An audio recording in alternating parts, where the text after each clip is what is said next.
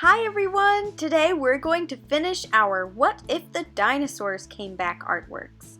Now last week we read the book If the Dinosaurs Came Back, and we also drew a cityscape that included variety, and the cityscape was based on the city from the book. So this week we're going to draw a dinosaur and add it to our artworks.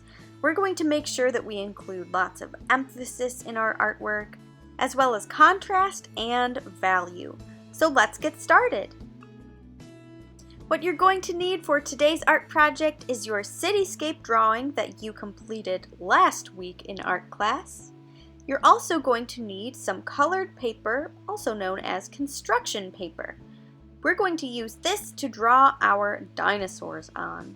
You will also need a pencil and a black marker or crayon, some scissors, and a glue stick. Now boys and girls, if you don't have colored paper at home, you can always use white paper and color your dinosaur in with markers or crayons. So we want to add a dinosaur to our cityscape. We're going to use colored paper to do that, but we need to make sure that our dinosaur will fit in our composition. So I'm going to take my piece of colored construction paper. I chose to use green for this project. And I'm just going to fold it in half. I'm trying to make a smaller piece of paper here, so I'm matching up my corners and my edges and creasing to make a fold. So now it's almost like I have a little colored or construction paper book. Next, we're going to take our scissors and cut across that fold line that we just made. So we are turning this one big piece of paper into two smaller pieces of paper. And please remember, when you're using scissors, make sure that you are careful, that you have an adult to help you, and that you are cutting away from yourself. So now I have my two pieces of paper, and I just put one aside because we are only going to use one piece of paper for our dinosaur today. Using my pencil, I'm going to carefully draw a curved line, just like that. That will be the back of our dinosaur. And I'm going to continue that curved line just over to the right, sort of like that. And that is the neck part of our dinosaur. Now for this next part, this will be our dinosaur's head, and we're going to make it shaped a little bit like a finger. So watch closely. I'm just swooping around, making a nice curved line. That's our dinosaur's head. So you see I have my dinosaur's back body, neck, and head. Next, I'm going to continue this curved line down, just like that. And that finishes up our dinosaur's neck and starts to get into our dinosaur's chest area. Okay, so next we need to draw our dinosaur's tail. I'm going to make my dinosaur's tail swoop out in front of its legs so we have some overlapping happening. Ooh, that looks a little bit long. I'm actually going to go back in and erase because I want this to be a little bit shorter. If you want yours that long, that's okay. So I just erased my mistake. That's the beauty of using a pencil. You can always erase your mistakes and redraw them. That's more of how I want my dino's tail to look. So draw your dinosaur's tail. It can look like mine, or it can go in a different direction. It could be a spiky tail. You could design it. It's your dinosaur, so be creative. Now it's time to add in our dinosaur's legs. So I'm drawing a vertical line down until I reach my tail, and then I lift my pencil up and I continue my line down because we want this tail to look like it is overlapping or in front of my dinosaur's back leg. Okay, and I just finished that shape on the other side as well. Time for our dinosaur's front leg. So I'm going to just use my pencil, and I'm going to make this leg go on a little bit of an angle. So I'm drawing a little bit of a diagonal line, just a very slight diagonal line in, and my next one out. If you want your dinosaur's leg to go straight down, that is a-okay with me, but I thought I would make it look like my dinosaur is bending over a little bit. Okay, so my dinosaur has its two legs, one in the back, one in the front, and now it needs this finishing touch, which is its stomach. So I'm just drawing a curved line to connect the back and the front legs. Okay, looking good. I've got myself a dinosaur. Next, let's draw our dinosaur's face. So you can decide how your dinosaur is feeling. Maybe he's feeling grumpy or happy.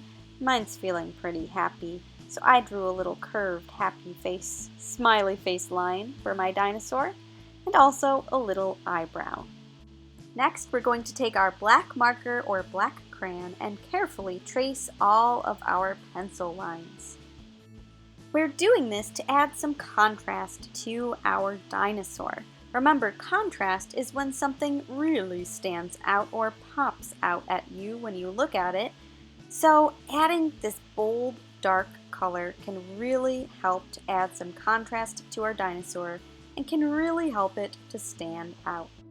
Now that I'm done tracing all of my pencil lines, I'm going to add some details to my dinosaur's back. I want to give my dinosaur these spikes on his back, just to make him look a little more interesting. So I'm adding these little vertical lines all along its back, and then I'm making an upside down V shape between each spike. I'm skipping a space, but if you wanted to add some of these spikes to your dinosaur, you could add that upside down V on every single little line. Okay. So now my dinosaur has these spikes on its back. It looks a little more interesting to me, and I'm adding some little toes. Now at this point, you can add whatever accessories or details to your dinosaur that you would like to. You could add wings to your dinosaur, a hat like I'm adding. Your dinosaur could be wearing some jewelry or a bow tie or some shoes. Your dinosaur could have patterns on its back like spots or stripes. It's really up to you. Next, we're going to add some value to our dinosaur. Value is basically a fancy word for shading. It's the lightness or darkness of a color. Adding value can help to make your dinosaur look more realistic. You can see that the dinosaurs in the book have this nice value on the underside of their bodies to represent shadow. So we're going to add that in ours using a technique called stippling. Stippling is how we add value or shading by just making lots of little tiny dots. So you can see that I'm using my marker to make all these very tiny dots. Notice that I'm being very gentle with my marker. I am not slamming it down onto my paper. I am just touching it gently. The closer together my dots are, the darker the value. The darker the shadow that I'm creating. The farther apart they are, the lighter the value. So I'm making sure to include lots of dots really close together near my line and have them spread a little farther apart as I get more towards the middle of my dinosaur. I'm going to continue to use this stippling technique to add value on some more of my dinosaur's body, underneath his neck, as well as on the inside of his tail and legs. Please note that I sped this video up. I am not stippling that fast, and you shouldn't be either. You should be taking your time. Remember to be very gentle with your marker as you stipple.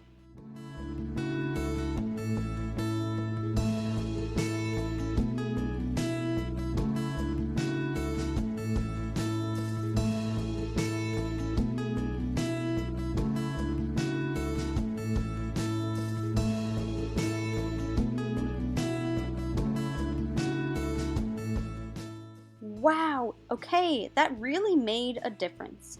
Adding all of that stippling on the undersides of my dinosaur's body and on the outside of his legs really made it look like there are shadows there.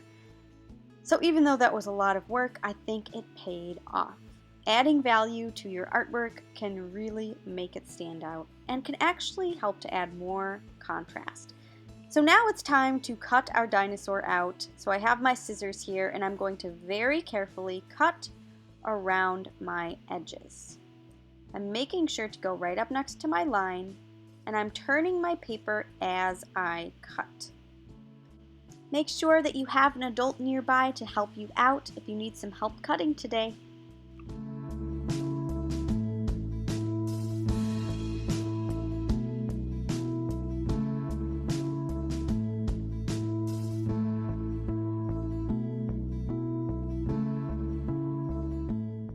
Okay, now I realize that adding these spikes added a ton of work for me as I cut my dinosaur out. So boys and girls, just take your time on this, and what I recommend doing is cutting straight across like this, just across the top of those spikes if you added them to your dinosaur. And then carefully go back in and cut. Now I know this is pretty detailed and it's a little bit challenging to cut this space between your dinosaur spikes, but just do your best. If you accidentally cut off one of your dinosaur spikes, it's not the end of the world because remember, we are gluing these dinosaurs down. So you could always glue your dinosaur spikes right back on. Now I've finished cutting my dinosaur out and it's time to place our dinosaur on our cityscape. So I just have my dinosaur on top of my cityscape and I'm moving him around trying to see where I want to place him. It's good to try different things, try different areas and see what looks the best. I think I like my dinosaur, I don't know, I could put him in the center, but I think I like him over to the left a little bit so that he's looking down onto the street. So I'm going to glue my dinosaur right here. To start gluing, I'm going to grab a piece of paper and my dinosaur, and I want to make sure to flip my dinosaur over so that I'm gluing on the blank side that I did not draw on. Okay, I'm getting my glue stick out and just carefully applying glue all the way to the edges of my dinosaur, all over my dinosaur's body. The reason that we are adding glue on top of a piece of paper is so that we do not get glue on the table. After you've applied glue to the back side of your dinosaur, it's time to glue him down to your cityscape. So I'm very carefully lining my dino up, laying him down, and then gently patting him so that the glue sticks to the paper. Looking good! Now boys and girls, our artwork has lots of emphasis. We created emphasis by gluing down that big colorful dinosaur right on the background that is black and white. When we look at this artwork, our eyes go right away to that colorful dinosaur, which means that our artwork has emphasis. It's just an area that really stands out in your artwork. Now I could be done, but I want to add more. I can't help myself. I want to add a skateboard for my dinosaur. Yes, that's right. I want my dinosaur to be skateboarding through my city. So what I'm going to do is take another piece of colored construction paper and just make two little marks where I think my skateboard should start and end. Now boys and girls, you don't have to do this. If you wanted to end here, that's totally fine. Or you could add a skateboard, you could add rollerblades to your dinosaur's feet, you could add something else to your picture. Think about what your dinosaur would be doing if it came back. Now for my skateboard, I'm just drawing a big oval with two circles on the bottom, and then I'm going to be adding the side of my skateboard and some details to my wheels and some value to my skateboard. Now skateboards are usually black on top, so I want a really dark value. So what I'm going to do is stipple all over my skateboard with dots that are very, very close to each other.